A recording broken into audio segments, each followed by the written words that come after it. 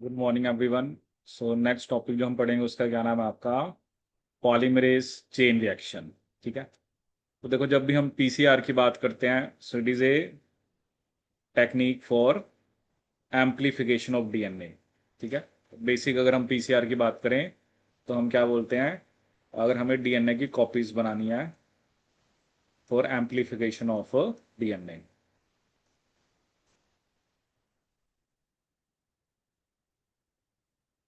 तो वो डिपेंड करता है कि आपको कितनी डीएनए की कॉपीज बनानी है। Amplification of DNA. तो हम ना अलग अलग टाइप के पीसीआर पढ़ेंगे। ठीक है। क्योंकि बेसिक तो चलो यही है कि आपके पास एक डबल स्टैंडर्ड डीएनए होता है, पहले आप उसको डीनेचर करते हो, फिर आप एनिलिंग कराते हो, फिर एक्सटेंशन कराते हो। तो बेसिक तो यही प्रोसेस होता है कि पहले आप डबल स्टैंडर्ड डीएनए को डीनेचर करो, क्योंकि वो भी आपको देखना पड़ता है कि किस टेम्परेचर पे डीनेचुरेट करना है। ठीक है।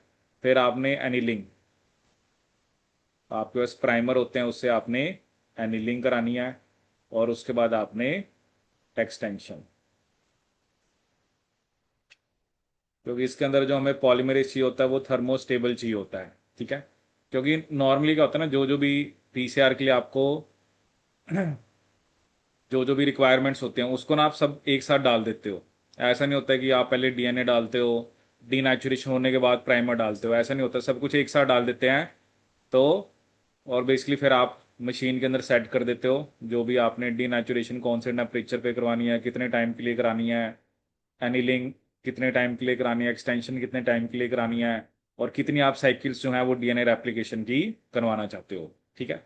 जैसे बेसिक अगर हम यहाँ पे देखें तो इसकी डिस्कवरी के लिए जो नोबेल प्राइज था वो 1993 में मिला था, carry Mullis and Michael Smith. ठीक है। तो मेनली तो हम म्यूलिस को ही बोलते हैं, मतलब इन्होंने भी, अब मुझे देखना पड़ेगा कि ये भी इनके साथ थे, या कई बार ऐसा होता है ना कि दो पर्सन के अंदर जो प्राइज मनी होती है वो डिस्ट्रीब्यूट हो जाती है हाफ हाफ। जैसे कई बार वो नोबेल प्राइज 3 पीपल को भी देते हैं, फिर वन थर्ड मनी जाती है। बट मेनली कैरी म्यूलिस, जहां पर भी आप पढ़ोगे तो कैरी म्यूलिस को 1993 का केमिस्ट्री में नोबेल प्राइज मिला था for the discovery of polymerase chain reaction. ठीक है। अब देखो, ये आपके सामने एक बेसिक सा डायग्राम है। ठीक है। अब इसमें ना एक दो हम टर्म्स पढ़ेंगे, क्योंकि एग्जाम में एक दो टर्म्स आती हैं। एक तो हम पढ़ते हैं फॉरवर्ड प्राइमर क्या होता है। ठीक है। और एक हम पढ़ेंगे इसके बारे में, reverse primer. What do you mean by forward primer and what do you mean by reverse primer? Forward primer क्या होता है और आपका रिवर्स प्राइमर क्या होता है? ठीक है। Now this is the DNA जिसके साथ आपने स्टार्ट किया, स्टार्टिंग डीएनए। ठीक है। तो पहले आपने उस डीएनए को क्या करना है? हीट करा, हीट टू 95 डिग्री सेल्सियस। तो आपके डीएनए स्टैंड सेपरेट हो गए। ठीक है। और फिर आपने 55 डिग्री सेल्सियस पे primer bind to template DNA strand, जैसे एक आप देख रहे हो, एक प्राइमर 1 है, एक प्राइमर 2 है। ठीक है। और उसके बाद आप 72 डिग्री सेल्सियस पे जो टैग पॉलीमरेज होता है वो एक्सटेंड कराता है। ठीक है। जैसे 1 से 2 बन गए, फिर वो आप पे डिपेंड करता है ना कि आपने कितनी कॉपीज बनानी है। ठीक है। तो यहाँ पर जैसे आप थ्योरी में देख सकते हो, वो कह रहा है जो रीजन है आपका डीएनए का, the region of the DNA, जो आपने क्या करना है? एम्पलीफाई करना है। ठीक है। The region of the DNA to be amplified is flanked by two DNA sequences used to prime DNA synthesis। ठीक है। The starting double standard DNA उसको आपने हीट करा और सेपरेट करा दिया, और फिर आपने प्राइमर्स को then cool to allow primers. Generally primer जो बता रहा है वो यूजली ओलिगोन्यूक्लियोटाइड्स होते हैं 15 to 20 बेसिस के। ठीक है। To bind to each strand of DNA, DNA polymerase from Thermus aquaticus. ठीक है। क्योंकि ये थर्मोस्टेबल होता है, is used to synthesize new DNA strand starting from the primer, resulting in the formation of two DNA new DNA molecule. The process can be repeated for multiple cycles, each resulting in a two fold amplification of DNA. जैसे भी ये दो बने, फिर दो से आगे 4 बनेंगे, फिर 4 से 8 बनेंगे। तो वो तो आपके ऊपर है कि आपने कितनी साइकिल जो है वो पीसीआर की करनी है। ठीक है। फिर इसके अंदर जैसे अभी मैं आपको बता रहा था कि एक फॉरवर्ड प्राइमर और रिवर्स प्राइमर। ठीक है, जैसे आप ये डायग्राम से देख सकते हो, ऑब्वियसली डीएनए के अंदर दो स्टैंड है, एक है 5 to 3 और दूसरा है आपका 3 to 5। ठीक है। अब जो 3 to 5 है उसके लिए तो प्राइमर आप ऐसे लगाओगे ताकि उसका 5 यहाँ पे हो, 3 यहाँ पर हो, तो इसे बोलते हैं हम आपका फॉरवर्ड प्राइमर। मतलब जो 3' to 5' डीएनए के स्टैंड के साथ जो प्राइमर लगता है वो फॉरवर्ड प्राइमर होता है। जो 5' to 3' के साथ लगता है उसे हम क्या बोलते हैं, रिवर्स प्राइमर। ठीक है, तो ये आपको अच्छे से याद रखना है क्योंकि डीएनए डबल स्टैंडर्ड है। एज वी नो कि दोनों स्टैंड्स एंटी पैरेलल होते हैं। 3 to 5 के लिए जो प्राइमर है उसे हम फॉरवर्ड प्राइमर बोलते हैं, 5 to 3 के लिए जो प्राइमर है उसे हम रिवर्स प्राइमर बोलते हैं। ठीक है। अब एक होता है कि जो यहाँ पर हम टीएम की बात करते हैं, जैसे ये यहाँ पर एक पॉइंट दे रखा है, वो कह रहा है कि जो द अवेलेबिलिटी ऑफ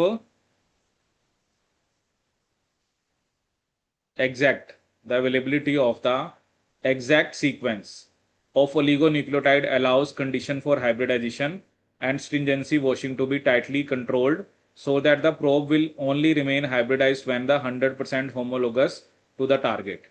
अब कई बार ये भी होता है ना कि प्राइमरी इधर उधर ना लग जाए, तो इससे हमने जो साइज है वो भी थोड़ा बढ़ रखा है, क्योंकि अगर आप कोई छोटा सीक्वेंस लोगे तो उसमें चांसेस है ना कि वो तो कहीं इधर उधर भी लग सकता है।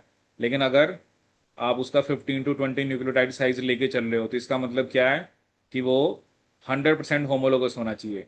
स्ट्रिंजेंसी हम कैसे कंट्रोल करते हैं, bye adjusting the temperature of the wash buffer. ठीक है, जैसे एक वॉलेस रूल है जिससे हम अप्रोप्रिएट स्ट्रिंजेंसी वॉश टेम्परेचर, मतलब वॉश टेम्परेचर वही होगा ना, कहीं इधर उधर लगे हुए हैं तो वो आपके वहां से रिमूव हो जाए। ठीक है, क्योंकि हमें तो परफेक्ट पेयरिंग चाहिए। ठीक है, जैसे ये बता रहे हैं कि जो हम टीएम होता है, ठीक है, जो हम टेम्परेचर लेके चलते हैं, that is 4 into number of GC base pair plus 2 into number of AT base pair. ठीक है। In filter hybridization with oligonucleotide probe the hybridization step is usually performed at 5 degree Celsius below TM. जो भी melting temperature है ना, कि जिस temperature पे वो, मतलब जिस टेम्परेचर पे आपका प्राइमर जो है वो डीएनए से हट जाता है, उससे आप 5 डिग्री सेल्सियस कम टेम्परेचर लेके चलते हो। ठीक है। For every mismatch base pair, जैसे आपने एक आधा मिसमैच है तो फिर फर्दर आपको 5 डिग्री सेल्सियस ओवरकम करना पड़ेगा। ठीक है। क्योंकि प्राइमर को तो आपने वहीं पे लगाना ना जहां पे आपका जीन ऑफ इंटरेस्ट है। अगर आप वो टेम्परेचर ले लोगे जिसके ऊपर वो आपके टेम्पलेट से डिसोसिएट हो जाए फिर तो कोई फायदा नहीं है ना। तो हम जो भी टीएम होता है उससे हम जो भी मेल्टिंग टेम्परेचर है उससे हम क्या लेके चलते हैं, 5 डिग्री सेल्सियस कम लेके चलते हैं। ठीक है। हाँ, अगर एक आधा मिसमैच है तो आपको टेम्परेचर थोड़ा सा और कम लेके चलना पड़ेगा। जैसे एक मिसमैच है तो जैसे आपने कह दिया कि हमने जो एनीलिंग है या जो एनीलिंग टेम्परेचर है, मान लो आपने कह दिया, जैसे टीएम फॉर एग्जांपल आपका आपने कह दिया वो 90 डिग्री सेल्सियस है। ठीक है। तो जो आपने हाइब्रिडेशन करानी है वो आपने किस टेम्परेचर पे करानी है, 85 पे। ठीक है। लेकिन अगर एक आधा मिसमैच है, क्योंकि मिसमैच होगा तो फिर जो बाइंडिंग है वो प्रॉपर नहीं होगी ना, तब आप अगर एक मिसमैच है तो 5 डिग्री और कम कर दो, दो मिसमैच है तो 5 डिग्री और कम कर दो। क्योंकि अगर आप हाई टेम्परेचर रखोगे और मिसमैच भी है तो फिर वो जो प्रोब है वो आपका, it will not be able to attach with the your gene of interest. ठीक है। अगर कुछ मिसमैच है तो आपको 5 डिग्री सेल्सियस टेम्परेचर, अगर एक मिसमैच है तो आप 5 डिग्री कम करते जाओ ताकि हाइब्रिड की स्टेबिलिटी क्या रहे, मेंटेन रहे। ये मेनली उसने हमें फिल्टर हाइब्रिडेशन के कॉन्टेक्स्ट में बताया है। होता है ना, जब आपने एक डीएनए ऑफ इंटरेस्ट को सेपरेट करा और उसके साथ आपने प्रोब लगाना है।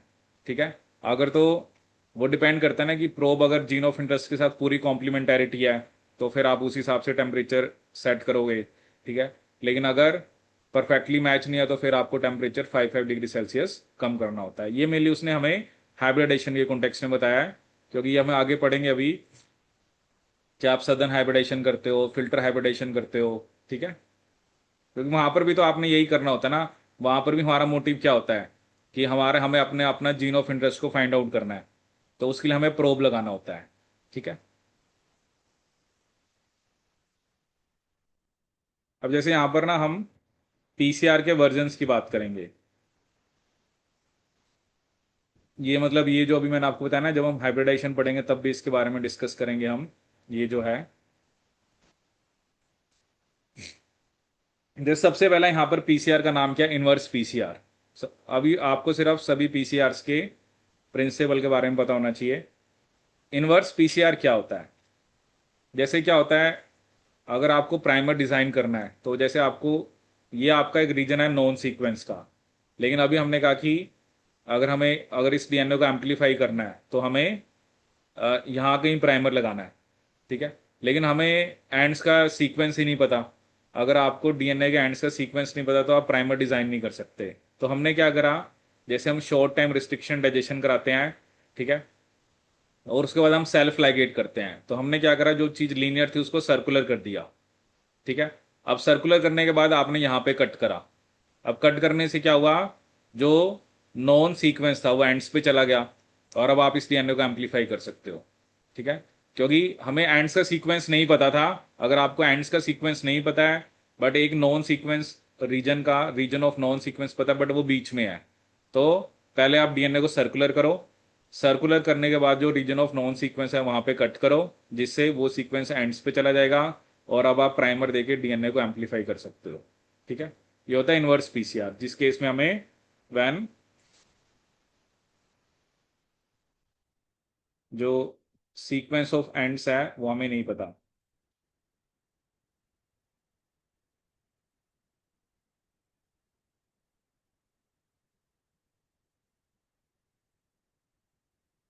Van sequence of ends is not known, उसे बोलते हैं इनवर्स पीसीआर, ठीक है। जैसे ये एग्जाम में एक बार क्वेश्चन भी आया था। जैसे इसमें देखो क्या होता है, आप देख रहे हो कि आपके पास एक डीएनए है, long PCR with oligonucleotide encoding desired mutation of one primer. जैसे इनवर्स पीसीआर को आप कहाँ पे यूज कर सकते हो, अगर आपको साइड डायरेक्टेड म्यूटाजेनेसिस कराना है। साइड डायरेक्टेड का मतलब आप एक स्पेसिफिक साइट पे एक म्यूटेशन चाहते हो, साइड डायरेक्टेड म्यूटाजेनेसिस,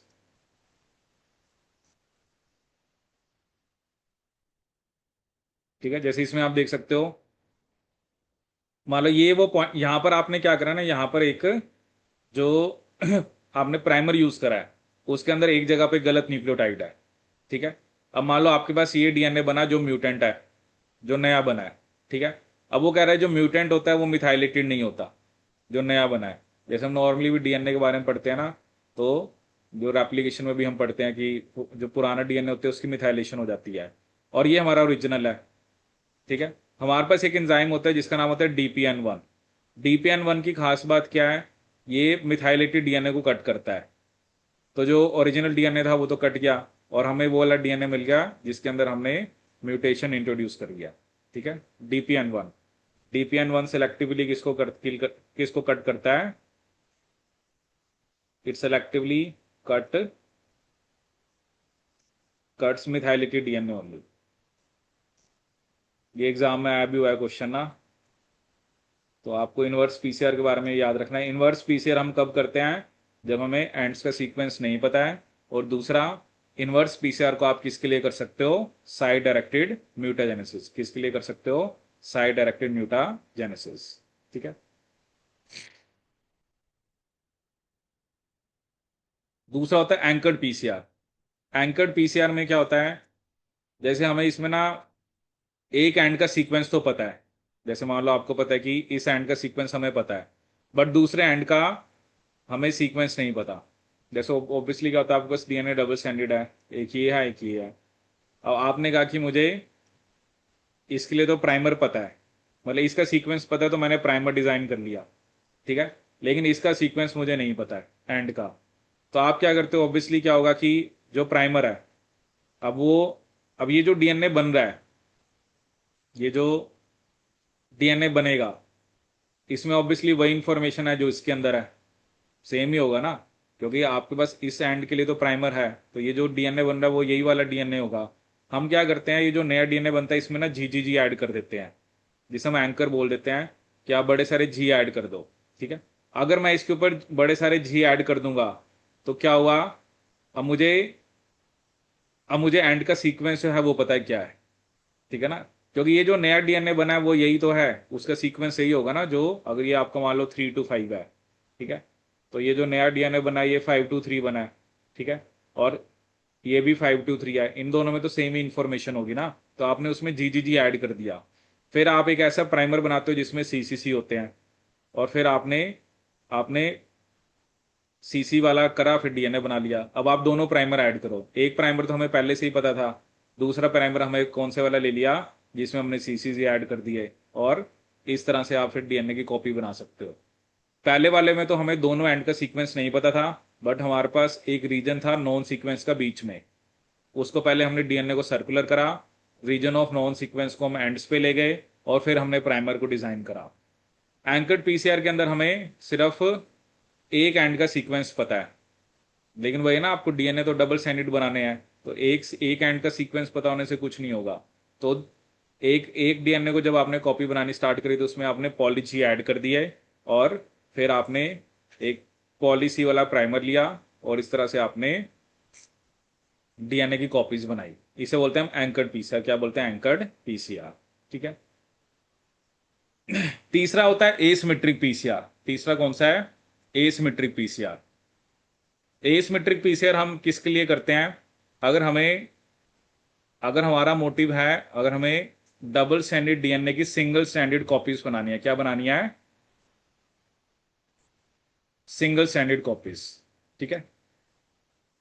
अब वो क्या कह रहा है कि हमारा टारगेट स्टैंड ये है, मतलब क्या है, मुझे ये इसकी कॉपी बनानी है जो ब्लू वाला है, ठीक है, और ये रेड वाला है, ठीक है। अब आप देखो, कहता है दो प्राइमर यूज करेंगे, एक प्राइमर तो यूज करेंगे अबंडेंट में, एक यूज करेंगे लिमिटिंग, ठीक है। अब आप खुद देखो, जो नॉन, क्योंकि नॉन टारगेटेड को देख के ही टारगेटेड वाला बनेगा, ठीक है। जिसके पास नॉन टारगेटेड कौन से कलर वाला है? रेड कलर वाला, ठीक है। ये जैसे मैं आपको थोड़ा समझाता हूँ, आपके पास नॉन टारगेटेड हमने यहाँ पर कौन सा कलर दिखाया है? रेड वाला।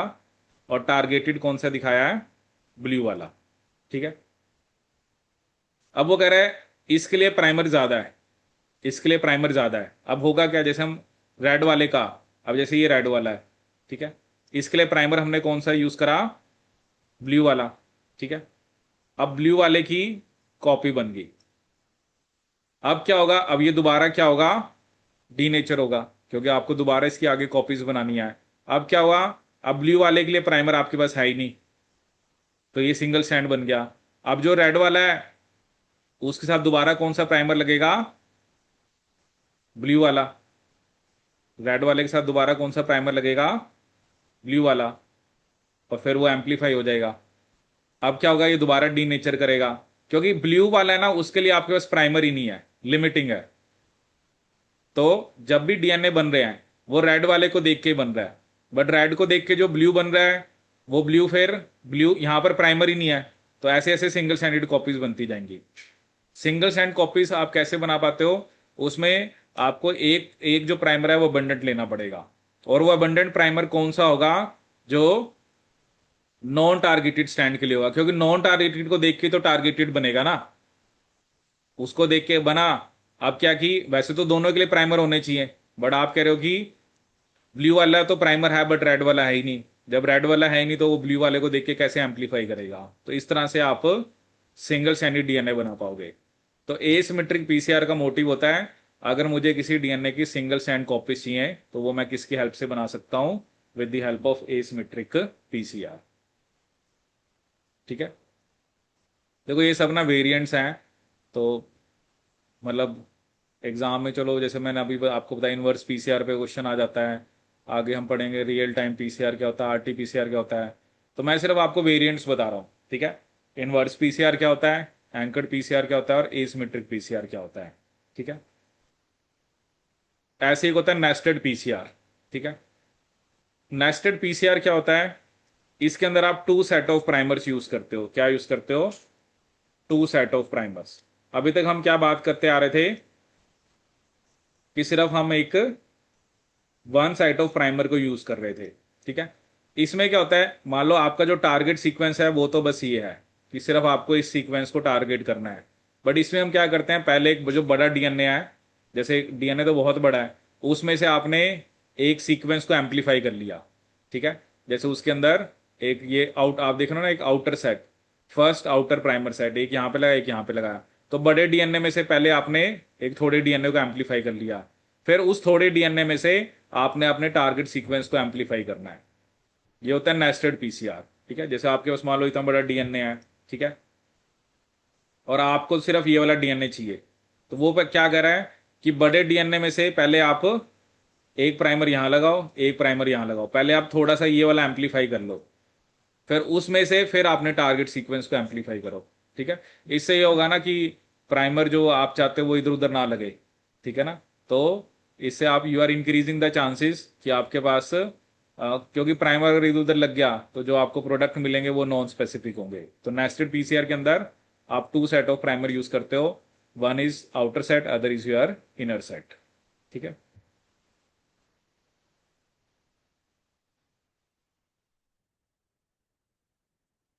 फिर एक होता है आपके पास टच डाउन पीसीआर, ठीक है। टच डाउन पीसीआर क्या होता है? एक्चुअली टच डाउन पीसीआर का मतलब क्या होता है, इसमें हम क्या करते हैं ना कि पहले हम एनिलिंग टेम्परेचर हाई रखते हैं, ठीक है। जैसे एनिलिंग टेम्परेचर फॉर एग्जांपल आपने रखा, पहले आपने रखा फॉर एग्जांपल आपने रख दिया 60 डिग्री सेल्सियस, ठीक है। स्टार्टिंग में एनिलिंग टेम्परेचर ज्यादा इसलिए होना चाहिए ताकि प्राइमर इधर उधर ना लग जाए, ठीक है। लेकिन बाद वाली साइकिल्स जो हैं, जैसे आपने आपका अगर स्टार्टिंग में प्राइमर सही जगह पे लगा तो जो प्रोडक्ट बनेगा, ठीक है, क्योंकि आगे आपने उसी को एम्पलीफाई करना है, तो स्टार्टिंग की साइकिल में एनिलिंग टेम्परेचर हाई होना मैटर करता है, बट बाद की साइकिल्स में मैटर नहीं करता ना, क्योंकि आपका जो डीएनए बना है स्टार्टिंग की साइकिल्स में वो वही बना जो आप चाहते थे, ठीक है। देखो यहां पर क्या लिखा है, this variation of PCR has been devised to increase the specificity of PCR without lowering the efficiency, ठीक है। The PCR is initiated at a very high annealing temperature, आप एनिलिंग टेम्परेचर स्टार्टिंग में बहुत ज्यादा रखते हो, which allow only perfectly match primer template DNA hybrid to form and support amplification. कि starting के अंदर आपने आपका प्राइमर वहीं पे लगना चाहिए जहां पे आप चाहते हो, ठीक है।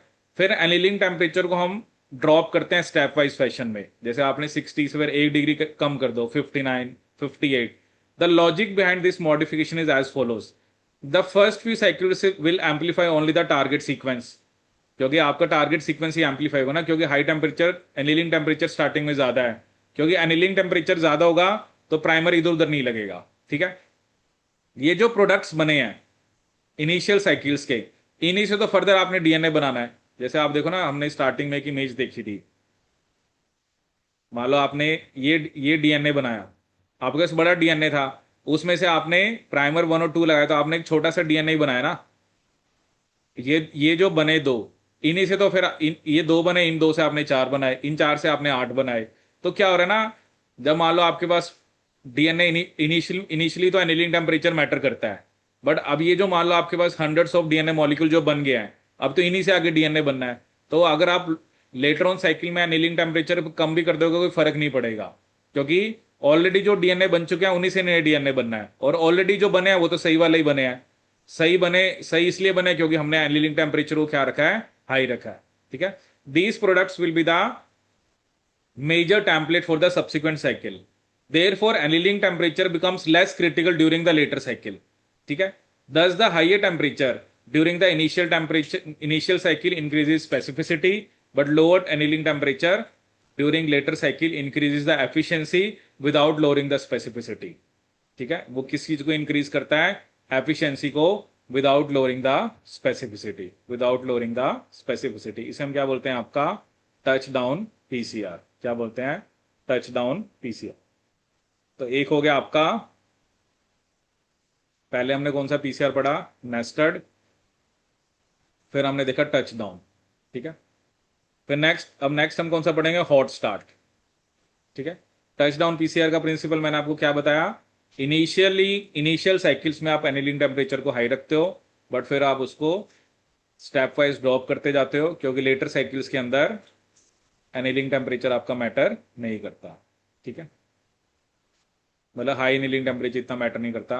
हॉट स्टार्ट पीसीआर, वो कह रहा है कि in the case of hot start PCR a critical component like magnesium or Taq polymerase is left out from the reaction mixture. कहते हैं एक आधी चीज आप जो है वो लेफ्ट आउट कर देते हो, ठीक है। Once the reaction mixture is heated to denaturation temperature, तब हम उस रिएजेंट को ऐड करते हैं by opening their tops. Logic क्या है, जैसे आपने क्या करा, आपने देखो क्या होता है ना, सब कुछ एक साथ डाल देना होता है। जैसे हम एक कॉकटेल बनाते हैं, उसमें आपने डबल स्टैंडर्ड डीएनए डाला, ठीक है, उसमें आपने आपका प्राइमर डाला, ठीक है, उसमें आपने मैग्नीशियम, उसमें आपने ओलिगोन्यूक्लियोटाइड्स, जो जो भी चाहिए वो सब कुछ आप एक साथ ऐड कर देते हो, ठीक है। लेकिन वो कह रहा है कि जो हम किसकी बात कर रहे हैं, हॉट स्टार्ट पीसीआर की। कहता है एक आधी चीज रहने दो, एक आधी चीज अभी ऐड मत करो। उसका रीजन क्या होता है, देखो क्या हो रहा है ना, जब आप, क्योंकि क्या पता डीएनए के अंदर कोई पोर्शन सिंगल स्टैंडर्ड है, जरूरी थोड़ा कि प्रॉपर डबल स्टैंडर्ड है। अभी तो ये रूम टेम्परेचर पे आप मान लो, अभी तो टेम्परेचर 25 डिग्री सेल्सियस है, क्योंकि सब चीजें पहले तो आप क्या कर रहे हो, पहले तो आप सब चीजें क्या कर रहे हो, मिक्सचर ही बना रहे हो ना। अब वो कहता है कई बार क्या होता है कि कहीं कोई अगर डीएनए में सिंगल स्टैंडर्ड पोर्शन है तो प्राइमर वहां पे जाके लग गए, और जो टैग पॉलीमरेज होता है वो थोड़ी बहुत एक्टिविटी रूम टेम्परेचर पे भी दिखाता है। तो अभी तो आप मिक्सचर बना ही रहे थे, टैग पॉलीमरेज ने पहले ही एम्पलीफाई करना स्टार्ट कर दिया, ठीक है। तो उससे फिर क्या हो सकता है, you may get the wrong sequences, या इसने लिखा है सुपीरियस सीक्वेंसेस, या आपका, क्योंकि वो डीएनए को पहले तो डी नेचर करना था ना, बट सिंगल स्टैंडर्ड पोर्शन होने की वजह से क्या होता है, प्राइमर वहां पे लग जाए और पॉलीमरेज स्टार्ट भी कर दे, ठीक है। तो इसलिए एक आधी चीज रहने दो आप, जैसे मैग्नीशियम रहने दो, टैग पॉलीमरेज रहने दो। चलो प्राइमर अगर लग भी गया, अगर पॉलीमरेज ही नहीं है तो क्या करोगे आप, प्राइमर अगर सिंगल स्टैंडर्ड पोर्शन के साथ लग भी गया, एम्पलीफिकेशन तो तभी स्टार्ट होगी ना जब आपने उसमें टैग पॉलीमरेज होगा। तो कहते हैं एक आधी चीज रहने दो, ठीक है। लॉजिक यही है, कहता मोस्ट डीएनए सैंपल जो होते हैं उनमें कुछ सिंगल स्टैंडर्ड डीएनए होता है। After the reaction mixture is prepared, primers can pair to the single stranded regions in a non-specific manner. Since tag polymerase show a degree of activity at room temperature, it could extend such primer before the temperature is raised to denaturation. कि वो उनको extend करना start कर देगा, ठीक है। तो in non specific एम्पलीफिकेशंस को प्रिवेंट करने के लिए ही हॉट स्टार्ट पीसीआर डेवलप किया गया, ठीक है। क्या डेवलप किया गया, हॉट स्टार्ट पीसीआर, ठीक है।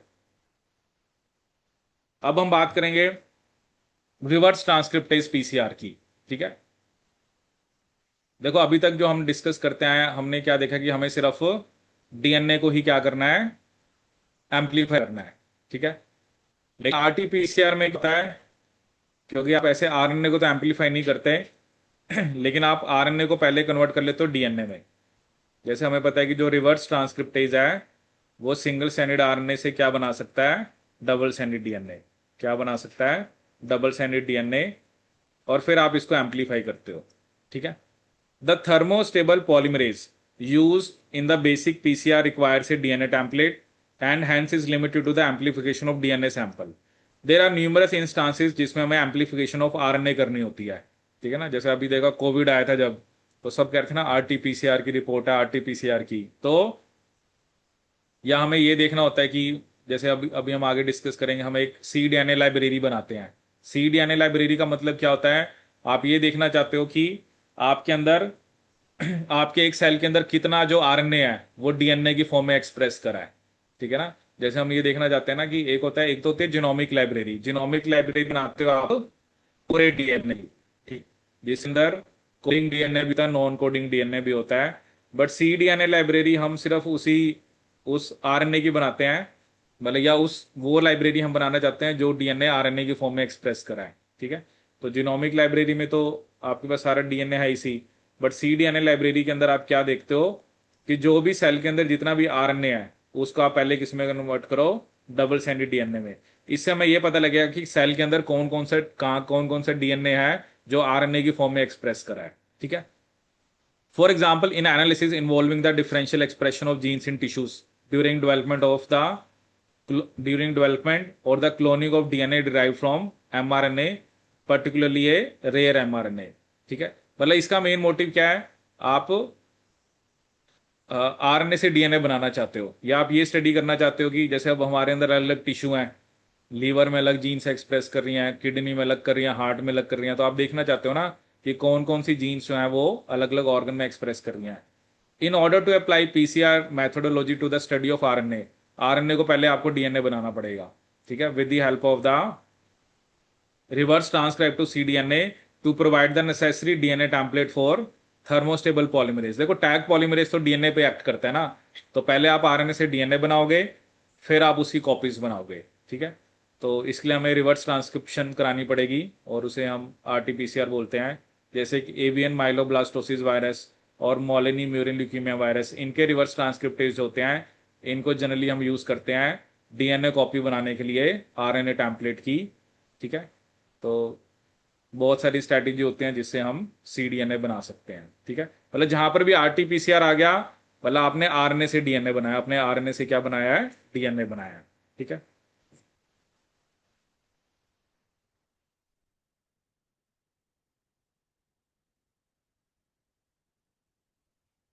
अभी तक हमने कौन से पीसीआर देखे? इनवर्स, फिर हमने देखा anchored, asymmetric, nested, touchdown, hot start and RTR, RTPCR. जैसे चलो एक क्वेश्चन आपको मैं दिखाता हूं, जैसे इनवर्स पीसीआर पे बेस्ड क्वेश्चन आया था, ठीक है। करो इस क्वेश्चन को ट्राई, बताओ क्या आंसर होगा इसका। ठीक है, देखिए क्या क्वेश्चन दे रखा है, जो मैंने अभी आपको बताया कि इनवर्स पीसीआर को हम परफॉर्म करते हैं किसके लिए, site directed mutagenesis with complementary primers having the desired mutation using a plasmid having the cloned gene as template, ठीक है। The following statements were made regarding the above experiment, ठीक है। देखो इनवर्स पीसीआर में मैंने आपको क्या बताया, जैसे एक तो आपने क्या किया था उसके अंदर, जैसे ये देखो आप, मतलब आपके पास दोनों बने ना, अगर आप मान लो DPN1 से डाइजेशन नहीं कराओगे, तब तो क्या होगा ना, फिर तो दोनों ही होंगे, म्यूटेंट भी होंगे और नॉन म्यूटेंट भी होंगे। लेकिन अगर आप DPN1 से डाइजेस्टेड कराओगे तो फिर तो मैक्सिमम म्यूटेंट ही होंगे। अब उस अकॉर्डिंग आप ऑप्शन को देखो ना, पहले ऑप्शन उसने क्या दिया है,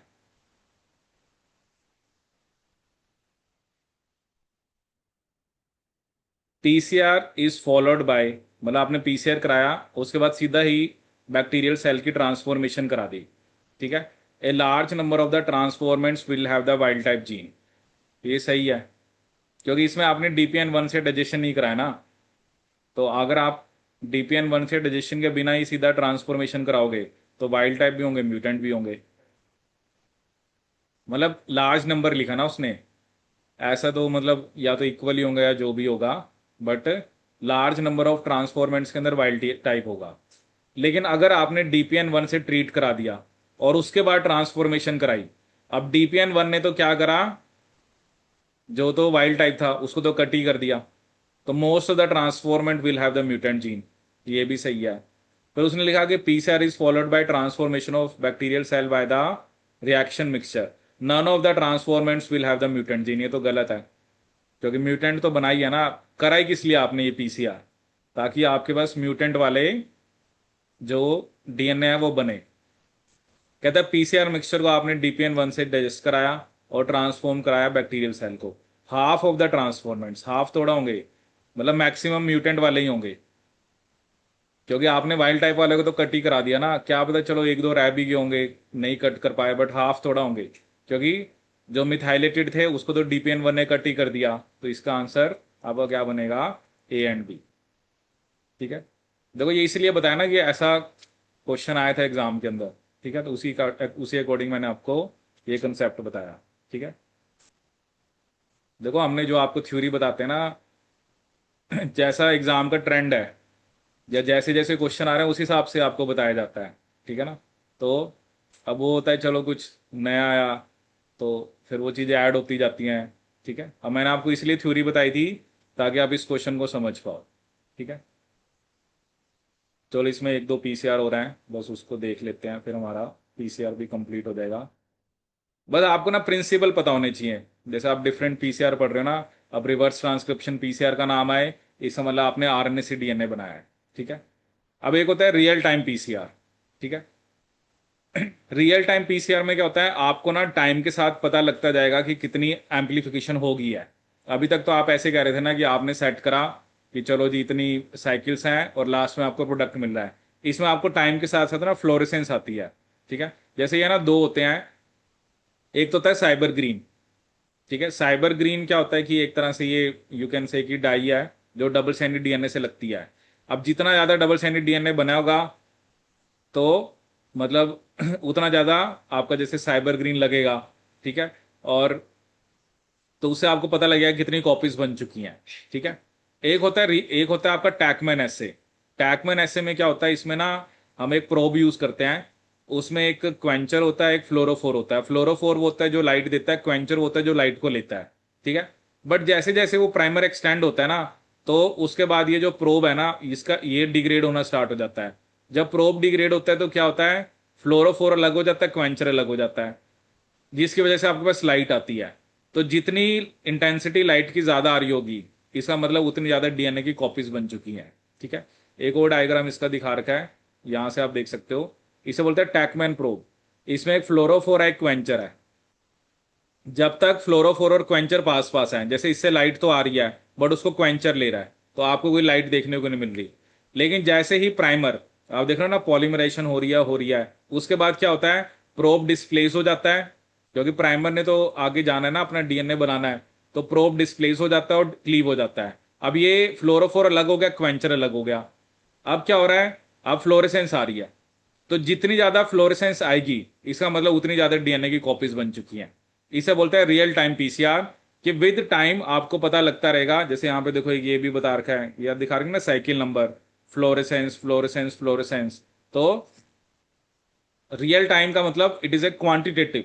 आपको टाइम के साथ पता लगता रहेगा कि कितनी कॉपीज बन चुकी हैं, ठीक है। एक तो होता है ना आपने डिसाइड करा इतनी कॉपीज हमने बनानी है। एक पीसीआर वो है कि जो आपको बता रहा है कि कितनी कॉपीज टाइम के साथ साथ साथ जो कॉपीज हैं वो बन चुकी हैं, ठीक है।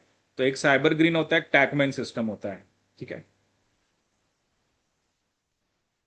अब एक होता है लॉन्ग एक्यूरेट पीसीआर, ठीक है। ये चीज मैंने आपको पहले ही बताई थी। एक्चुअली जो टैग पॉलीमरेज है उसके पास प्रूफ रीडिंग एक्टिविटी नहीं होती, ठीक है। तो कई बार क्या होता है ना, जैसे अगर आपके डीएनए का साइज बड़ा है, तो टैग पॉलीमरेज अगर डीएनए बना रहा है तो चांसेस हैं कि उसके अंदर वो कुछ ना कुछ म्यूटेशंस या कुछ ना कुछ गलत न्यूक्लियोटाइड्स को इनकॉर्पोरेट कर देगा, ठीक है। क्योंकि डीएनए लंबा है ना, अगर तो डीएनए छोटा है क्या पता उसमें इतना गलत न्यूक्लियोटाइड को वो या मिस इनकॉर्पोरेट ना करे। बट अगर डीएनए लंबा होता है तो उसमें टैग पॉलीमरेज जो है वो चांसेस हैं कि वो इनकरेक्ट न्यूक्लियोटाइड्स को इनकॉर्पोरेट कर देगा, ठीक है। क्योंकि इसके पास प्रूफ रीडिंग एक्टिविटी नहीं होती ना। नॉर्मली अगर पॉलीमरेज के पास प्रूफ रीडिंग एक्टिविटी है तो अगर कोई गलत न्यूक्लियोटाइड लगता है तो उसको वो हटा देता है। बट इसमें तो प्रूफ रीडिंग एक्टिविटी नहीं है, ठीक है। तो उसने देखो क्या लिखा है, amplification of long DNA fragments is desirable for numerous application of gene manipulation. The basic PCR works well अगर स्मॉल फ्रेगमेंट्स को एम्पलीफाई करना है। The efficiency of amplification and therefore the yield of amplified fragment decreases significantly as the size of the amplicon increases over 5 kb, ठीक है। This decrease in the yield of long amplified fragment is attributable to the partial synthesis across the desired sequence which is not suitable for the subsequent cycle, ठीक है। तो वो क्या कह रहा है कि अगर साइज लंबा है, वो कह रहा है ना, the yield of the amplified fragment decrease significantly, जैसे जैसे साइज बढ़ता रहता है। The decrease in yield of longer amplified fragment is attributable to the partial synthesis across the desired sequence. जो डिजायर्ड सीक्वेंस है ना उसके आसपास भी कुछ डीएनए की एम्पलीफिकेशन हो जाती है, ठीक है।